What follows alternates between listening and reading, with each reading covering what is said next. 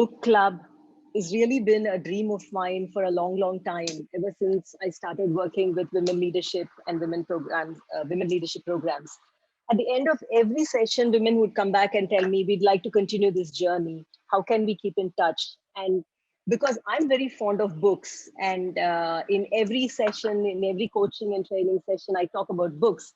And the participants would come back and tell me that we'd like to start reading books on a more structured manner. And finally, I think in March 8th, we said, let's start this as a complimentary service from Parity. We did take up one book. It was more the book that is what we are going to discuss today about how to self-promote without being a jerk. More as an experiment, and from the next book onwards, we are going to become much more focused. Can't hear. Suma, can't you hear? Can everybody else hear me? Vasu? Yes, I can hear you, Kalpana. How about Savita? Can you? Yeah, Yes, I can very hear. much audible, ma'am. Yeah, Okay. thank you so much. Okay. I just saw Suma's message which said she can't hear. All right. So the purpose of the book club is really to help all of us develop the habit of reading. Most of us already like to read. Read books that can help us in our journey of professional growth as women leaders. So therefore, we had planned for a combination of books, some with a gender nuance specifically for women, and some with focus on our aim of becoming leaders. This is the first webinar. Unfortunately, because of COVID, we could not do the first webinar. Then we said, okay, let's just go ahead and start it this time. Next slide, Basu. And as people start joining together, and I thought this is going to be more an informal conversation, and for us to exchange our perspectives. I have also, besides Suparna, of course, who's going to share some of her insights. We also have Dhriti and Jyoti and Suma, who are going to share their perspectives and experiences on some thoughts on visibility and self-promotion. Thank you so much, all of you, for joining. Meanwhile, all of you, some words, some phrases that are keeping you hopeful and optimistic in these very, very traumatic and difficult times. Anyone wants to go? One word or one phrase that you're kind of catching on to. For me, it has been this too shall pass. And just waiting. Yeah, Anuradha, I see you saying, someone is saying gratitude, someone is saying unity. Yeah, and I think we all need to hold each other's hands and just get through this, especially in the context of India and the second wave. Yeah, being there for each other. Absolutely, Jyoti, and I hope to hear more on that when you talk. I find you and your story very, very inspiring. Okay, can we move on to the next slide, Vasu? Yeah, Dhriti, creativity, and you are so creative. Yeah. What is going to be the agenda for today? I'm going to give you a quick overview of what the book club is about, and most of you are already members of the club. Please spread the word. This is a free service, but by invite only, so it's not an open group on our portal. Anyone who wants to join it has to send a request to Vasu, and then they can join. We'll send you the invite for it. Once I give the overview of what the book club is about, I will be immediately moving on to having a conversation with Suparna Mitra, who's the CEO of Watches and Wearables Titan, for about 15 minutes. Open it up, 10 minutes of conversation and 5 minutes opening it up for questions from you all. And then we move on to Vasu, who will give a quick summary of the book. It was a very readable book. It was more. It was an ebook, freely available. So she will talk about summarizing that book. After that, I'll do a very short session on self-advocacy and my thoughts on that. Vasu has created a short quiz, fun quiz for all of us after that. And then we will hand it over to Suma Rabindra, Jyoti Batra, and Dhriti, who will talk about their own experiences in self-promotion and visibility in their journeys. We've also got rewards for the quiz. Vasu has planned 2 winners, and we have something that we offer for you all. We've tried to keep it interactive. As I said, the group is small and we want to keep it interactive. Share your questions, thoughts, anything at all. Right. Next slide, Vasu. So as I said, the objective of the book club is really for all of us to continue learning, to be socially involved with each other, learning from each other. I have at least found that the most powerful conversations are when all of us talk to each other about our journeys, about our learnings, about our challenges. That itself has a wonderful power. So really to be engaged in that journey of learning, and also to encourage reading for us to progress in our leadership journeys. The components are that we discuss and decide a book at the beginning of the month, and we will share the link with you on the portal. We have our own safe, secure portal, and all of you have a microsite for PinnacElle Book Club. And it is a self-paced study where we say at least try to read 5 pages in a day. And each of us, after we finish reading, we kind of, on the portal, we post one phrase or one sentence or one thought that has been powerful for us every day. So we get into that habit of reading at least a few pages in a day. And weekly and fortnightly, depending on the request from all of you, Vasu is going to put a summary of whatever we finished reading. And monthly, we have these webinars once a month, and it's going to be typically first Saturday of every month, where we discuss the book, our learnings, along with a guest speaker, and sharing our own, what we have found most useful in the book and what we are carrying back. Right. Moving on to the next slide, Vasu. Yeah. So I'm so happy and delighted to have Suparna join us. And I was really very delighted when she said, yes, Kalpana, of course, I'm going to come and kick this off. The first time I met Suparna was when we were running a program for Tatas. And I remember she came and spoke and gave a conversation, and the whole conversation, still, I remember it. It was more than about 6-7 years ago, I remember.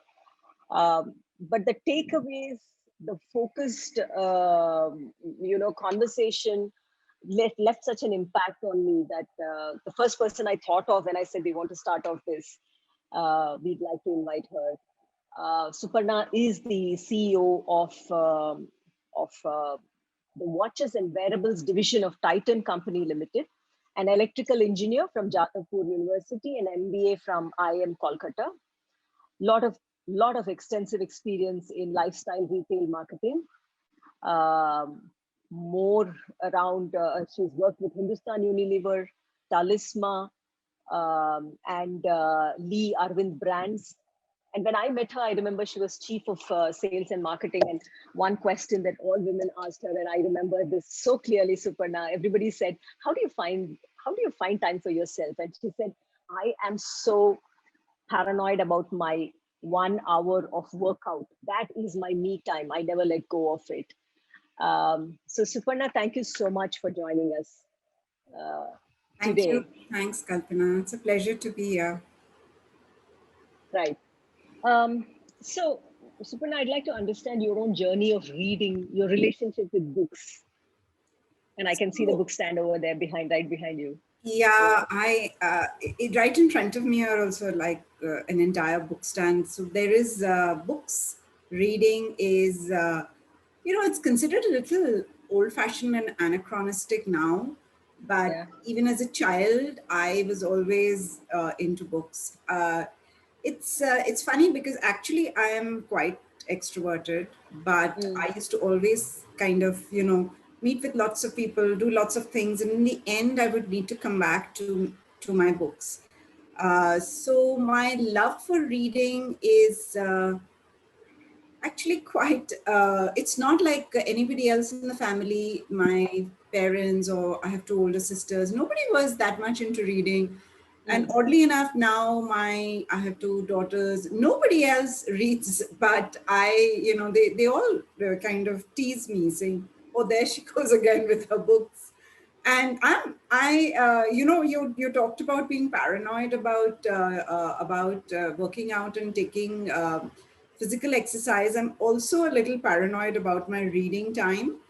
Even like when this lockdown happened, I was stocking up on books. It's like people stock up on so many other things, and I was just stocking up on books. We stocked up on liquor at home. That's a useful one too. Yeah. So for me, it was like, and then so I'm also that old-fashioned type who still goes to a library. Of course, I buy books, but I just feel that part of the reason that I don't want to buy anymore, I have books all over. I don't have any more bookshelves. I've donated a lot to the library, and then I take from the library. And so I was telling the librarian, which was a week back, right? When no, 2 weeks back now. So I was telling her, she said, so there are 4 books that are allotted to every member. She said, "Ma'am, take 8. This lockdown will get extended." So I was like, yes. So I took 8, and there you go. The lockdown is extended. But that's really, sorry, you were saying Yeah. something. So books are, my most intimate friend, and it's almost like a reflection of self. And my reading time is very sacred. It's very precious to me. So that's going to be the next question, right? So probably in lockdown it's easier, but otherwise, with the kind of, and I know you used to travel extensively, and you have a very demanding schedule, I'm sure, as CEO of Titan Wearables. How do you find time? How do you, and among so many So commitments? commitments are okay. And like I said, through the day, you are doing many things. You're playing many roles. You have many responsibilities. But I have at least half an hour I think your voice is breaking. The picture is hanging. Is it only for me or for everybody? No, I think there's a lag. 9:45, and then I typically between 9:45 to 10:30, and then of course usually the weekends are beautiful. Uh, yeah, I'm seeing it's saying internet connection.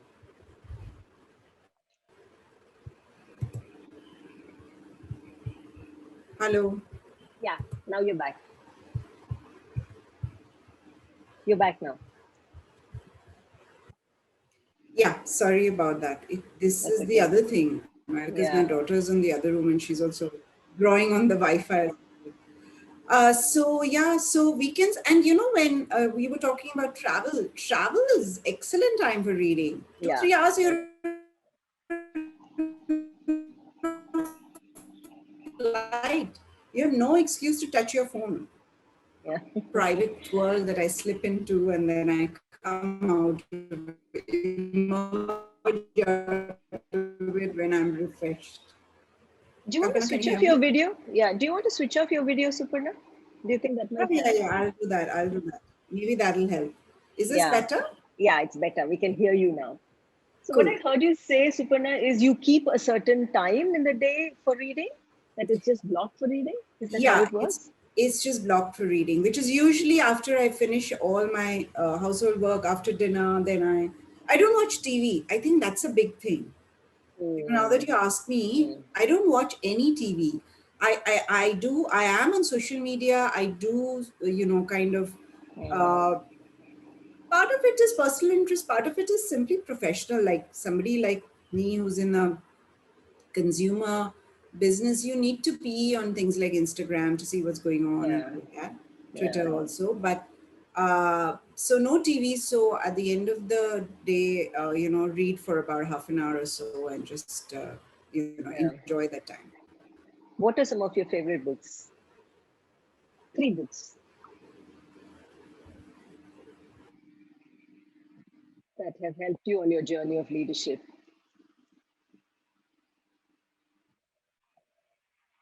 Are you there, Suparna? Favorite books is a Lost you again. very hard.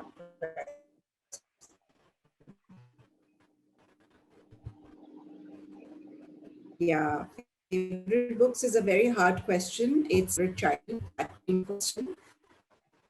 So I'd say favorite books is a very hard question for me. Books in my life, every book. If I read the first 50 pages and I don't like the book, I just leave it. I don't pursue it beyond that. Any one book that you can tell us that we should all read? Especially Suparna, I keep hearing all women, most of the women come and ask me, any book that you can suggest to think business, especially, you're leading the business now. If we want to think business, what is one book you would recommend for us? Again, Kalpana, one book is very hard to recommend. About books that lead to understanding yourself and understanding your, how to interpret who you are, understanding your strengths, understanding your behavioral patterns, understanding. So, a lot of in that overall psychology, self help, and it depends on who you are, at what stage of life you're in. There are books, lots of books in that genre which have helped me at various points. So yeah, difficult to pinpoint any few. But one of the things I have realized is that people think that to understand leadership or to understand, how to be successful, you need to read books which are in that genre, and that's not necessarily true. I feel that there are a lot of times when I'm reading a fiction book, and it just, or an autobiography, and it doesn't really directly deal with what I'm facing in my life or the challenges, but it allows me to reflect and draw parallels and draw some lessons out of that. So I find that reading about other people's stories is very inspiring to me. So, like, non-fiction will give you the tips and the tricks and the what I would call the template behind it, right?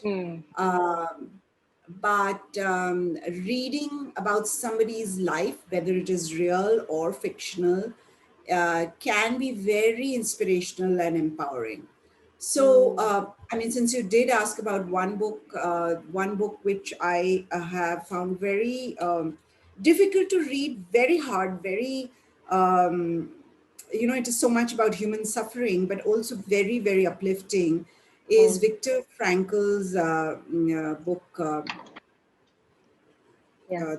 So Viktor Frankl was, he was a Jew in Nazi Germany, and he was in a concentration camp, and he had lost everything. He was separated from his wife, and he was taken to a men's only camp, and he had people around him, dying or being brutally ill-treated. But in all that, he of course survived, and survived to write the book called The Search. Man's Search for Meaning. Yeah, Man's Search for Meaning. And the whole search. So, for example, I have nothing at all in common with Viktor Frankl's life, which was, so dire. But, and I would say it's a very privileged and very lucky life, but there was something very moving. Like I said, it was very hard to read, especially the kind of atrocities that the Nazis were carrying on. But at the end of it, the man's search for meaning, the meaning was universal, and the meaning was equally applicable to me, and I found it very uplifting. Mm. Yeah. What I'm hearing you say, Suparna, is that reading is not just to take 5 points and see how I apply it, but it also just broadens and enriches you as a person. So just reading. Yeah, absolutely. I think the other point I'd like to add here is that um, one of the traps, and I had found myself in that, I think about 10 years back when I was in my early 40s, that I was reading books by the same authors and in the same kind of, genres, and I was not expanding, possibly because I was not very sure whether I would enjoy it, or it was just becoming very comfortable. And then I pushed myself out, and I would, go out and either, look for books or authors that I had not really heard of and tried. And then that really increased the portfolio of the authors, or the kind of books that I read. I must also confess here that I read a lot of what I call time pass books, and that's very important. So I read a What are your lot time of time pass is like crime fiction, and what is derogatively called chick lit. I love all that. It's very interesting.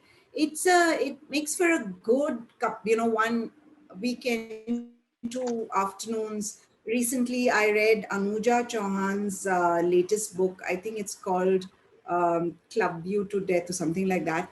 And it was a very frothy kind of book. There was, typical murder mystery, and there was a romantic angle, and it was fun. So everything doesn't need to be either quote unquote useful or so heavy that you yourself go into depression. And there are books that I read like that, but I mix it up. So for every one heavy book that I read, then I read a really light book that I just enjoy, and it's just fun.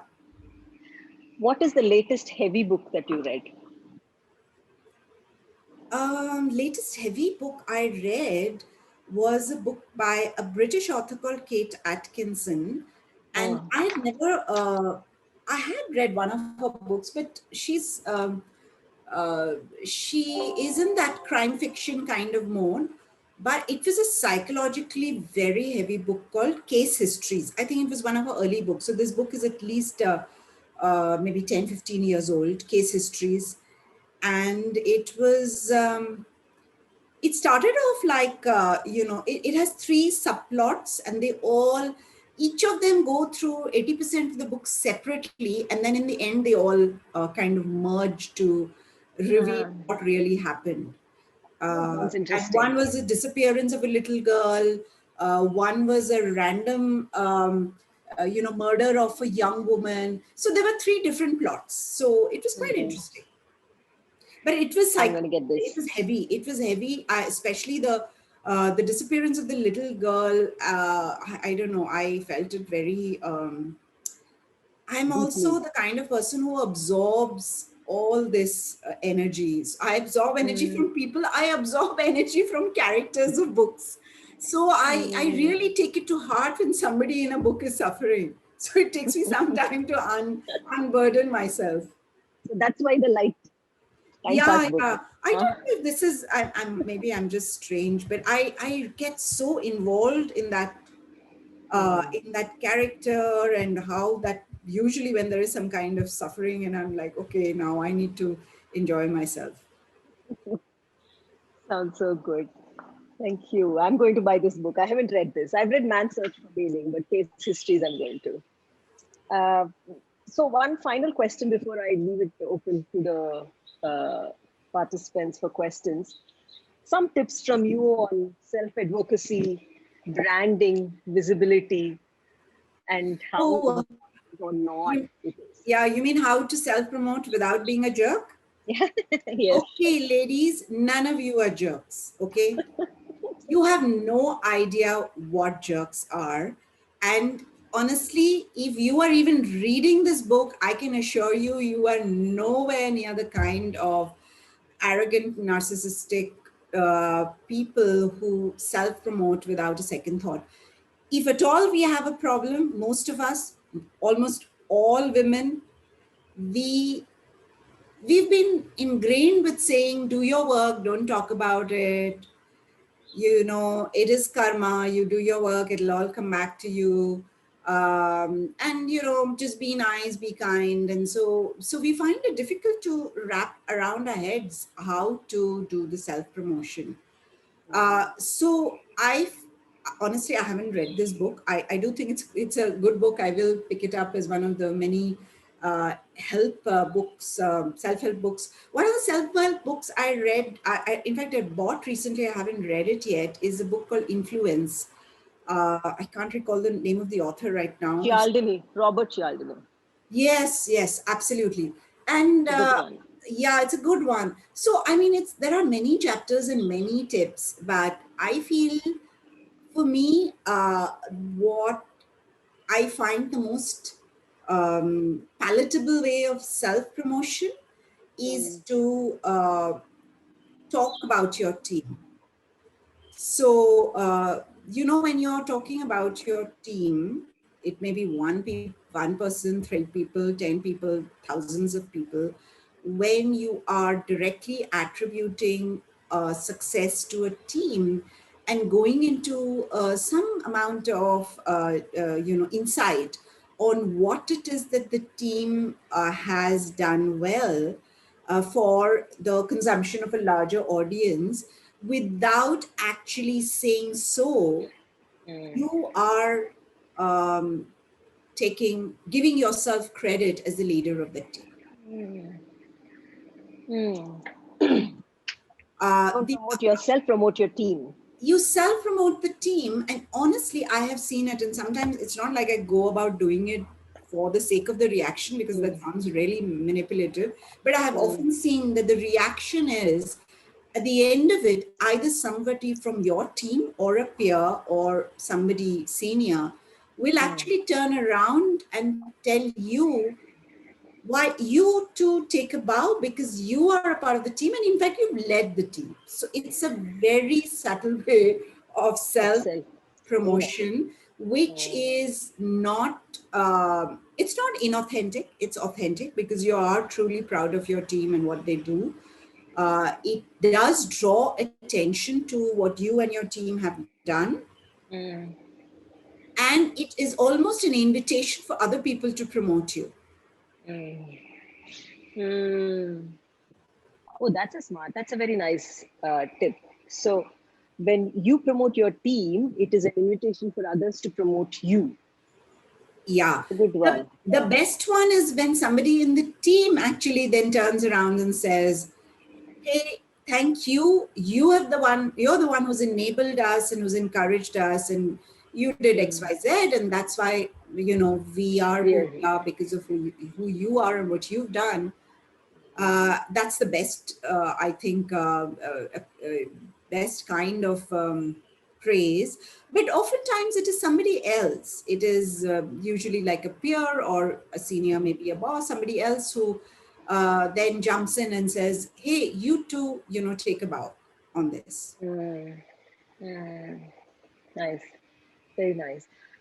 But one of the things that people keep asking, and you know, we all wonder about it as well, is do you really need to do that? Is it that leaders at the top are so blind that one needs to self-promote for them to really understand that your competencies? So I don't think it's about being blind, but I do feel, and now suppose I put myself in, myself as a person who is not needing the self-promotion, but somebody who is kind of scanning the horizon for people who are doing good work. Honestly, as a leader, sometimes you don't have all the information. And, you know, I can also tell you that, you know, as you go up the ladder, you get filtered information. So it is a bit unfair to imagine that the leader knows everything that everybody is doing. It may not even be true. It's not possible. And the other thing that I find people doing, of course, now in COVID times, it's, kind of isolated, but like, you're going somewhere, you're traveling. Usually, suppose I'm traveling with, a bunch of colleagues, or I'm, in the corridor of outside of a meeting, someone comes in and says something like, you've been such a big champion for me and my growth, and I'd like to share with you XYZ. I've completed a course, I got an A rating, I got promoted, or whatever it is. I think it's perfectly fine. It's not that they are quote unquote showing off. They're sharing their journey, and they are saying, I know you are invested and interested in my growth, and I want to share with you that there has been an important milestone, and this is what we've done. Maybe a project one, maybe whatever it is. I think it's fine. I don't think. I think leaders also have gone through the grind, and they know when people are randomly showing off, and they know when people are genuinely sharing. It's a nice one. I'm going to leave it open to whoever wants to ask any questions of Suparna. You could raise your hand or unmute yourself. Any questions that any of you have? You could also type it in the chat box. We can also pick it up from there. Yeah. Hi, Jyotsna. And Kalpana. Hi, Srividya. Hi. Nice to see you. Yeah. So the last statement she made regarding the leaders, especially at the top, the one of the biggest challenges I have seen is they're too busy for a lot of things, right? They have so many things they played right from the board side, from the R&D side. They have a lot of things. So it's extremely important, as she said, that you have to, the best way to actually portray is using your team and actually showing up your work. That actually works very well. And I have tried that. I go through a lot, I meet almost like 4 C-levels every month, but that the agenda is very clear. What I've done for the company, how my team has contributed, and what business value we got in, that is clearly portrayed in my presentations. So as I said, it's a very subtle way of self-branding, but it works because otherwise, now that we are so remote, we are virtual, you just cannot expect, especially the board members, the leaders, to actually know what you're actually doing here, probably 8,000 miles away. All the tools you have nowadays, there are a lot of tools, there are dashboards, there are everything, but unless you have that connect, it's going to be very difficult. Yeah, nice, Srividya. I know you're part of the leadership team yourself, so good to hear from you. Yeah, totally. I totally hear you, Srividya, and I agree. I think there is one more point that I'd just like to add, building on what Srividya said, which is that, when you're doing this kind of self-promotion, as it were, you can suddenly jump up, behind somebody's back and say, "Hey, I want to tell you this." There has to be some effort from your side at regular intervals for a two-way conversation, and then you slip it in. Actually, sometimes I do, and actually not so much as self-promotion. Yeah, self-promotion. Recently, I had a colleague who I haven't heard of in 15 years, and it is irrelevant that I worked with her for 10, maybe 10 or 12 months. That is not relevant. The fact that she had written her first book, after 15 years of silence, suddenly she pops up and say, "Hey, hi, how are you? And by the way, I've written this book." And I'm like, "Yeah, sure, good for you, girl. But like, what do you?" And then she's written also, "I expect you to, endorse me on LinkedIn." And that left me cold. Like, you never bothered to connect in all these years, and suddenly you remember me. Yeah, we say in networking, don't reach out in your need. Reach out regularly, right? That's such a wonderful example. Yeah. Good one. Yeah, and other thing, Kalpana, one more thing we as women can do is I always ensure as if in these kind of very key meetings, of course, you cannot bring in the whole team or probably the most articulate team member. But probably what we can do is probably once in 6 months or once in 3 months, try to get that one very top performing team member within your team and have them also sit. So it's just a three-way conversation at that point of time, so that at the end of the day, it brings a lot of happiness to the my direct reports. At the same time, they also understand what I am talking about at the leadership level. We can't do it regularly, but of course, we should try to certainly bring it in the once in a quarter or once in 6 months. That helps the team a lot. As nice, which is what I think even Suparna was saying, self-promote through your team, right? Yeah. very much. You are what your team is. I truly believe that. Nice. Okay, I have a lot of takeaways from Suparna's conversation. I don't see any more questions. So I heard you say, read for the joy of it, diversify your reading, don't stick to only one genre. Keep a particular time in the day for you to read. Time pass reading is also fun. And, it's not that books give you 1, 2, 3, 4 things to do, but just the journey of enriching yourself is important. And I've written down case histories as my next book for me to read. Influence, of course, I have read. You've also talked about Man's Search for Meaning by Viktor Frankl. And as far as self-promotion goes, you said self-promote the team that invites people to promote you. As a leader, people might not have all the information. It is normally filtered. It's perfectly fine to do to stop a leader and say, I find you inspiring. I know you're invested in my growth. I wanted to share with you my success. But ensure that you do it at regular intervals rather than just suddenly coming out of the blue. Absolutely. Thank you so much. Thank you so much.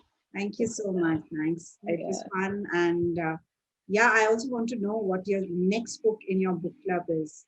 Yes, it's called Unapologetically Ambitious. Okay, cool.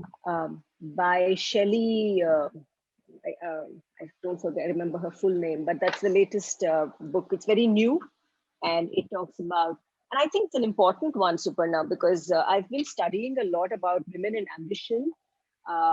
In my own experience, myself, as well as other women, we all struggle with ambition and calling ourselves ambitious. Not only do we struggle, but I think the ecosystem also does not reward you for being ambitious. So that's going to be the next book. Yeah, that's a tricky terrain to cover, and I think the first one is actually the only way to do it, which is unapologetic. Yeah. Because you cannot be apologetic and ambitious. Yeah. You don't actually need to apologize to anybody for being ambitious. True. So true. So true. All right. Thank you so much, Suparna, for joining us. We'd love you to stay for the rest of the time as well, if you can spend the time. I'll hang on for a little more while. Yeah, it's fun. So I will definitely hang on some more. Sure. Thanks, everyone. Thanks so much. Over to you, Vasu. Do you want to give us a quick 5-10 minute summary of the book? Yes, definitely. Thank you. Thank you, Kalpana. Thank you, Suparna, for your talk. So actually, Suparna mentioned that, that you mentioned you hadn't read the book, but the book precisely talks about what you spoke now, actually. And in fact, exactly the author begins with the same words, saying none of you are jerks. So I'll quickly run through the key summary. And yeah. So this is a slide in terms of why I like the book. It is definitely a short read. So 1 to 1.5 hours, if you sit in a single stretch, you'll be able to complete the book. Second is I like the actionable items. So the author suggests, baby steps. And as I was reading it, what crossed my mind was this is something which is very implementable and I can do it right away. So that is something which I liked about the book. And though the book was published in 2017, it is extremely relatable to the current context, where the author speaks about compassion, being there for everybody, and also the social media presence. So it is extremely relatable considering the current context. And finally, it aligned to my value system. So frankly speaking, when the book was introduced in our book club, I was little hesitant to start. But then the first line of it said, if you're actually uncomfortable doing this, this is a book for you. So that is something which I really liked about the book. Yeah. The whole book is based on this principle. I'll just read it aloud. So be generous and expert, trustworthy and clear, open-minded and adaptable, persistent and present. So at the face of it, it might look very, I could not relate immediately to self-promotion, but the author beautifully talks about the intersection of, how being good to others is actually, a great way to self-promote. I think that is what Supan also mentioned in our talk. Yeah. And the author says that this is basically his life values, and he has been living it for the past 20 odd years, and it has extremely benefited him. And the talk about the author is he's a social LinkedIn influencer with over 1 million followers and a regular contributor to Forbes as well. So he says this has been his motto of life, and it's inspired him to become a better person. So this is actually the crux of the whole book, and I'll try to quickly run through. So this is again based on the first slide where he talks about being generous, open-minded.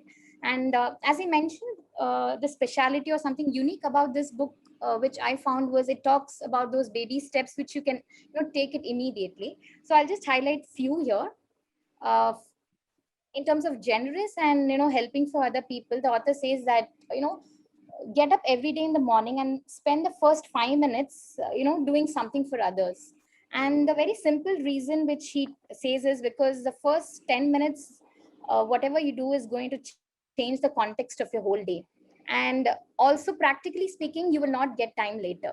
So he talks about very simple things like introduce someone to an influencer, or comment on somebody's article.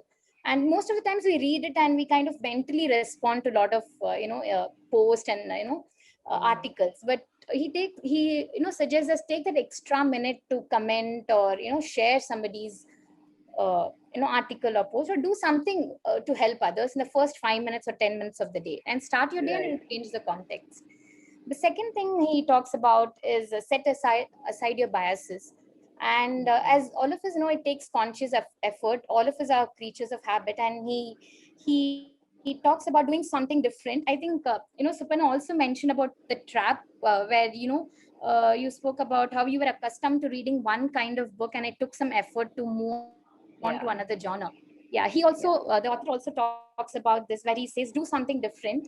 Probably block your time every week to meet somebody out of your comfort zone or whom you're not comfortable with, and that will kind of give a different perspective of life. And being present, Zizo, is something which I really liked, wherein he says zoom in and zoom out when you do something. So if you're doing a project, be totally involved in it, but at the same time, after you're done, kind of zoom out and see how it fits into the bigger picture of what you want in life. So that is something which he talks about in terms of paying attention. The next one is be clear and simple. The most effective way to get your point across is to focus on only one point. So I think that was something which really which I found it to be very useful. And he kind of gives an example of what he does. So any mail or anything which he writes, he ensures that there are 3 drafts of it.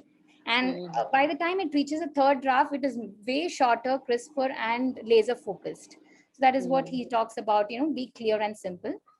And expert, yes, it's hard to be known for nothing is what he says. And that kind of really caught my attention. So he says about picking up one thing which you want to specialize it and, be the best at it. And going on to adaptable. So instead of asking, general feedback about things, change your question and make it more focused. Instead of asking, what do you think about my presentation, or instead of asking, what do you think about my work, be more specific and ask for 3 things you should, work on, or what were the 3 top things which you would like me to focus on. And display grit. This is when he talks about, how be bold and ask for referrals. You're not going to lose anything, and just go for it and ask, what others think of your work. And finally, he talks about doing the right things proactively. So especially, this was extremely relevant to what all of us are undergoing now, especially in tough times. It's a unique opportunity for human bonding. And I also found one more example. You might be in a very busy, you might have a very busy day, and if you find somebody interrupting you, it really, you kind of get very irritated about it. But just pause for a minute and actually help that person, and your whole day will be a different one, is what he says. Yeah. So, these are some practical tips which the author talks about. And what I found was most of them were quickly implementable. Yeah. And more importantly, Vasu, what I'm finding is none of this is talking about how you go and do dabba.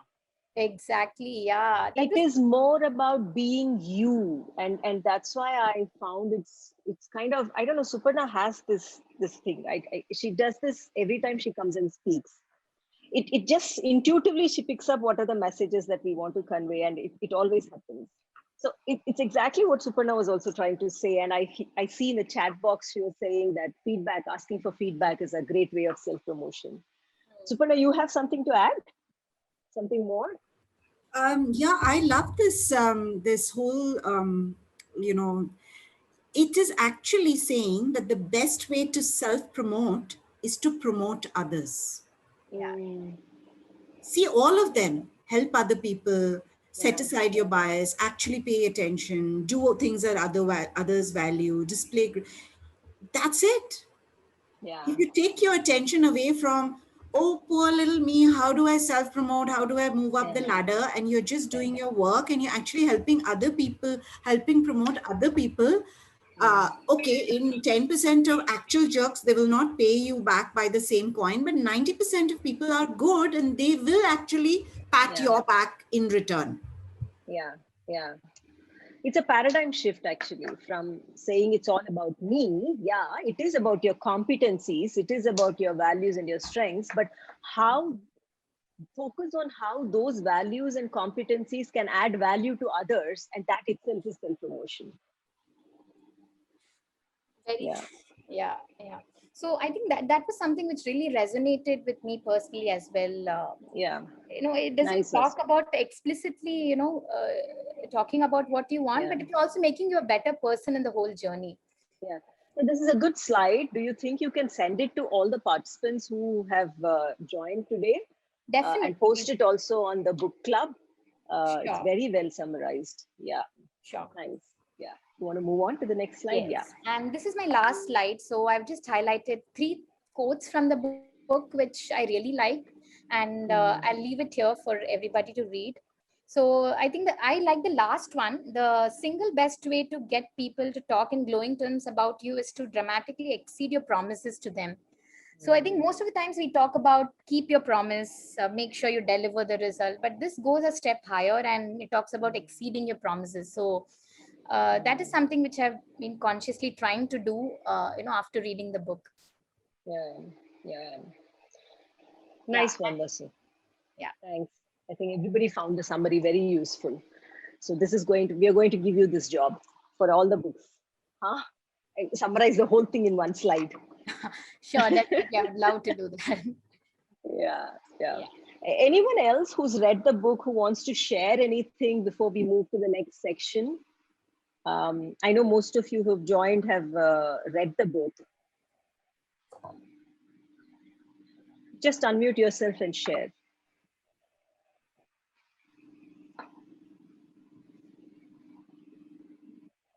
Okay. I think the one which I really think a lot of people we have to teach along the way is especially to do with the emails. where you have to redraft multiple times. It's actually one of the most critical pieces which I've seen, and a lot of skill is required over a period of time. A lot of skill. Because the point is, I remember when I started my career, my mentor used to make me rewrite the mails almost 4 times. So a couple of things there, especially what I wanted to say is, make sure the other party understands what you're trying to relate. Are you answering the question what they want? And are you basically kind of giving enough data points in a simplistic way for them to make a decision? So this crafting of emails, I think, is extremely critical. It's an art which takes a long time to really get to, but that's as I said, it's not even here, not even emails right now. Even if you're developing a product, or even you're having a small feature which is going to be released, I think the way as leaders or very senior people we have to put it is, we have to break down to the simplistic tasks so that your team can take along and make it successful.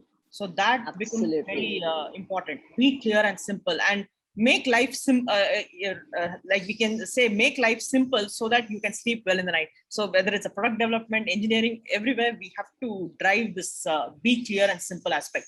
Because I think today a lot of the legacy, a lot of the new things is all about complexity. The more simpler we become, it becomes easier on the long run. So that's seeing Suparna's message also saying, another tip: have a mentor who guides you and also is proud of your growth and journey. She'll go out of her way to promote you. Yeah, very nice. Thanks, Srividya. Should we move on to the next one? Because we have another 3 very strong women who also are ready to share a lot of insights. So quickly, I'm going to do this. Actually, I think we've already talked about this. So I'm going to run through the points, especially my own journey of, as I started this journey of being my own independent consultant and starting Parity, the whole thing of self-advocacy took a very important dimension. And when you look at the dictionary description of the word self-advocacy, it says it is the action of representing oneself or one's views or one's interests. That is, you go and talk about your own interests, which I found a little difficult to digest. And therefore, I thought about it, I read about it, I read a lot on this, and then spoke to a lot of women and men leaders who have succeeded. And I redefined this self-advocacy. And for me, this works, this definition works. And for me, it is the action of finding ways to serve others or the organization or the world with the gifts or the competencies and strengths that I have. So to me, that is self-advocacy. That is telling others and helping them, listen, I have this gift, I have this strength, which I can offer to you, which will make you a better person or make you achieve success or achieve your goals. Whether it is my team members, whether it is my customer, my client, anybody, to me, that is self-advocacy. And that's really, if you go to the next slide, I really essentially think that it is selling. It is about selling, but the selling is less about, saying I'm so good, I know better, but it is about looking at every person in my life as a customer who will benefit by my competencies, by my strengths. So it is about a service orientation. I can offer this that is valuable for you in your journey, whether it is as a solution that I'm offering at Parity or an advice that I give to an NGO. And I exist, I exist because of your need that can be served.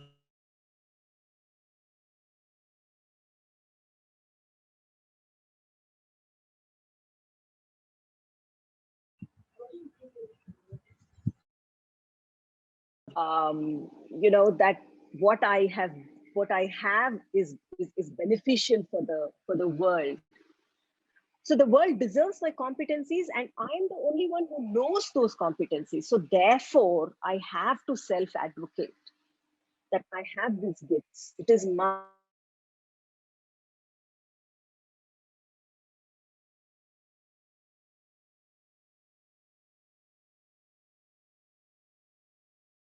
certain hurdles. And those hurdles, I think most of us struggle with.